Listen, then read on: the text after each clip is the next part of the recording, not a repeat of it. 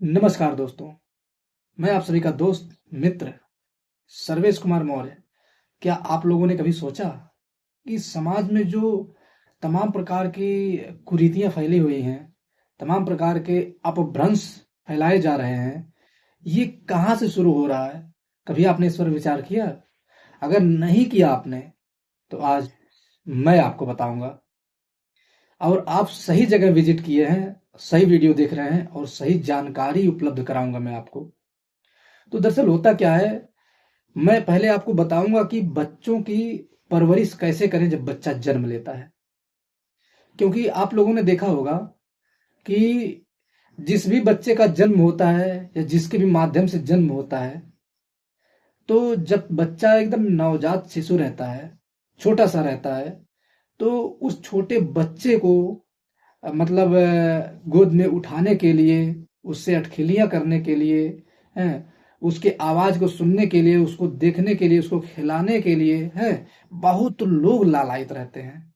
लेकिन वहीं से आपके बच्चे का संस्कार हमेशा हमेशा के लिए नष्ट होता है। क्योंकि वहां पर पड़ोसियों का, फालतू लोगों का नजर पड़ जाता है। वो स्पर्श कर लेते हैं, स्पर्श करते हैं तो वहां तक ठीक है, नजर पड़ती है वहां तक ठीक है।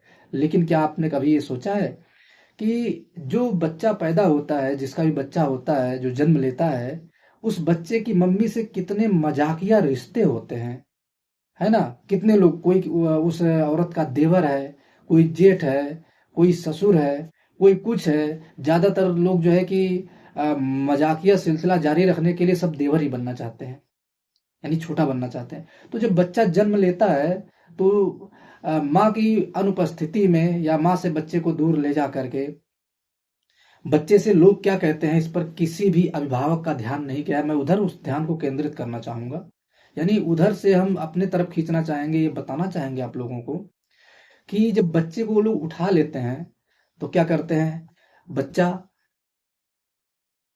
यार तुम्हारी मम्मी का ऐसे, तुम्हारी मौसी का वैसे है, तुम्हारी माँ मम्मी का ऐसे, तुम्हारी माँ ऐसे वैसे है, ऐसा कर देंगे वैसा कर देंगे, है ना? ऐसा बच्चे के मस्तिष्क में भर देते हैं। अब बच्चा भले से 4 महीने का हो, 2 महीने का हो, 1 महीने का है, बोल तो नहीं पा रहा है, लेकिन यहाँ पर इस मेमोरी में फीड हो रहा है, इस कंप्यूटर में वह जो है कि एक एक करके स्टोर हो रहा है ना? वो बोल तो नहीं पा रहा है लेकिन पूरा का पूरा इस मस्तिष्क में बैठ रहा है। और वही बच्चा जो है कि जब बोलने लायक होता है, धीरे धीरे चलने लायक होता है, क्योंकि रोज उसका ये रूटीन बन जाता है, रोज लोग उसको एक खुराक के रूप में देने लगते हैं मजाकिया शब्द। यानी मजाकिया रिश्ता है बच्चे की मम्मी से, लेकिन करते किससे हैं? उस छोटे बच्चे से, नवजात शिशु से करते हैं। वो तो बोल पाता नहीं लेकिन सुनता सब है। यहां तक तो आपको सुनिश्चित हो गया। लेकिन जब थोड़ा थोड़ा बोलना शुरू करता है तो उसे ऐसा शब्द सिखाया जाता है, गलती से उसने कहीं भी किसी से अभद्रता यानी अपशब्द सुन लिया और उसके जुबान पे आ गया, उसने बोल दिया, तो लोग इतना खुश हो जाते हैं। वो गाली शब्द रहता है, वो अभद्र शब्द रहता है, फिर भी बच्चा पहली बार जब बोल देता उसको, तो लोग, माता पिता, उसके सगे संबंधी इतने इतने प्रफुल्लित हो जाते हैं। हाँ, बच्चा बोलना सीख गया है, कितनी खुशी की बात है, बाबू एक बार फिर से बोलो। वही गाली रिपीट करवाते हैं। तो जब हम बच्चे को गाली सिखा रहे हैं, अभद्रता सिखा रहे हैं, उसे जो है कि फालतू का मजाकिया शब्द का स्मरण करा रहे हैं, तो क्या आपको लगता है कि बड़ा होने के बाद आपकी कद्र करेगा वो बच्चा, आपका सम्मान करेगा? कदापि नहीं करेगा। इस अंधेरे में ना रहिए। बिल्कुल वो जो है कि जितना आप जो है कि शैतान है, उसका कई गुना ज्यादा शैतान होगा वो, क्योंकि अपडेट वर्जन है वो। समझ रहे हैं? क्योंकि धीरे धीरे जमाना अपने आप को अपडेट कर रहा है, मौसम अपडेट कर रहा है, सब कुछ अपडेट कर रहा है। तो ये जनरेशन भी अपने आप को अपडेट करती है, तो आपका भी बाप निकलेगा वो, अगर सुधारा नहीं। और तो और मैंने कई जगह देखा है कि क्या होता है कि बच्चे से, यानी जो बच्चा जब चलने लायक हो गया, तो आपस में जब मतलब बच्चे के सामने किसी को डांटना हो तो इतने तेज डांटते हैं, अभद्र शब्द बोल के डांटते हैं, बच्चा एकदम सहम जाता है। लेकिन फिर धीरे धीरे उसको आदत लग जाती है, अरे क्या है, वो तो पिताजी रोज ऐसे करते हैं। आपस में पति पत्नी झगड़ा किए, बच्चा छोटा है, तो एक दूसरे को गाली गलौज देते, अभद्रता करते हैं, एक दूसरे से आक्रोश जताते हैं, तो उसका प्रभाव किस पर पड़ रहा है? बच्चे पे पड़ रहा है। और पिता जो होता है अगर किसी प्रकार का व्यसन कर रहा है, तो फला बाबू इधर आओ, ये पैसा लो, ये जाओ फलानवा के दुकान से पुड़िया ले आओ, बीड़ी तंबाकू ले आओ। बताइए, बच्चे को व्यसन की तरफ मोड़ने का पहला कारण होते हैं उसके माता पिता। और बच्चों को अभद्रता सिखाने वाले पहले कौन होते हैं? उसी के माता पिता। बच्चे का संस्कार हर तरफ से नष्ट करने वाले कौन होते हैं? उसके माता पिता।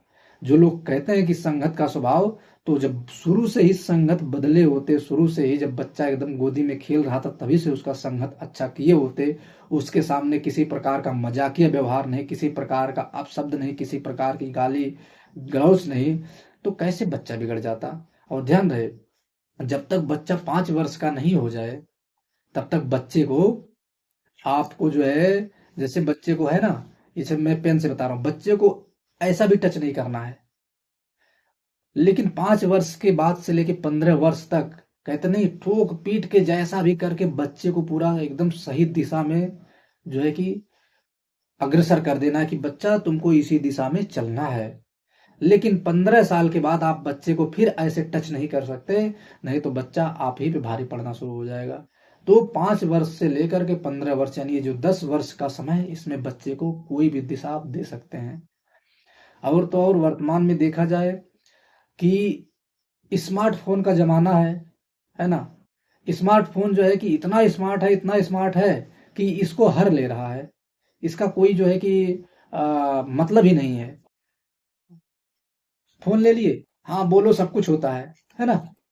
जब बोलने से सब कुछ होता है तो भैया खाली बोलते रहो तो हो सकता है खाने के लिए भी आ जाए, कहीं जाओ में सोए रहो, एक जगह पड़े रहो, तो कहीं ना कहीं जब बोलने से सब होता है, ये एक प्रकार का दम्भ है, भ्रम है, बोलने से कुछ नहीं होता है। खाली कुछ चीजें होती है, मेहनत करनी पड़ती है, निरंतर अभ्यास करना पड़ता है। तो इसके लिए बच्चों को स्मार्टफोन से भी दूर रखें।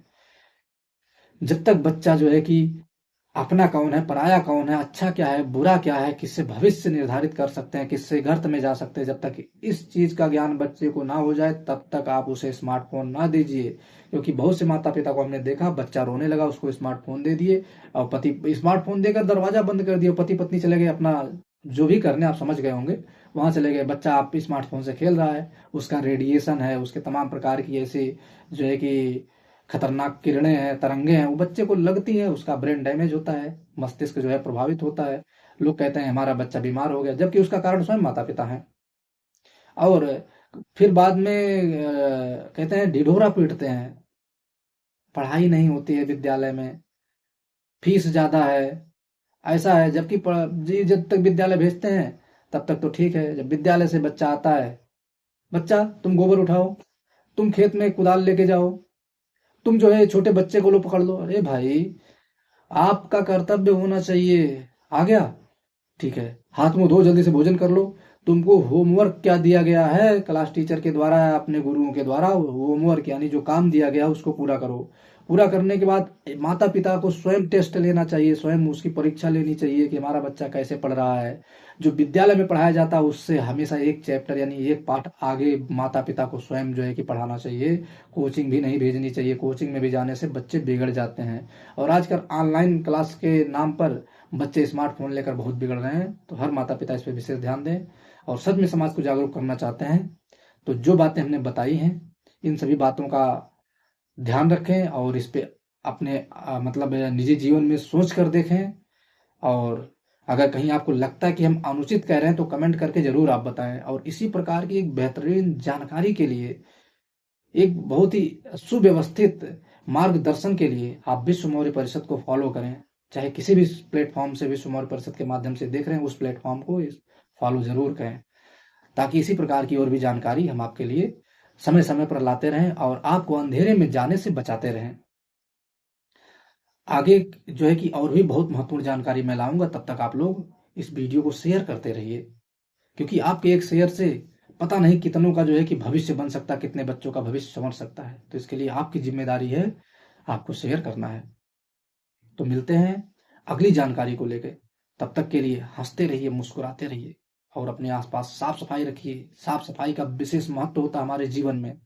हम साफ सुथरा रहेंगे तो ज्ञान भी जल्दी जल्दी विकसित होगा, और अगर साफ सुथरा नहीं रहेंगे तो ज्ञान भी चला जाता है, क्योंकि नकारात्मक एनर्जी का, नकारात्मक ऊर्जा का जब संचार होगा तो ज्ञानवान चीजें भाग जाएंगी अपने आप। इसलिए सकारात्मक ऊर्जा का संचार कीजिए, सकारात्मक ऊर्जा को बनाइए। ठीक है दोस्तों, मिलते हैं अगली वीडियो में। तब तक के लिए नमस्कार, जय श्री राम, जय मौर्यवंश, जय हिंद, वंदे मातरम। बहुत बहुत धन्यवाद।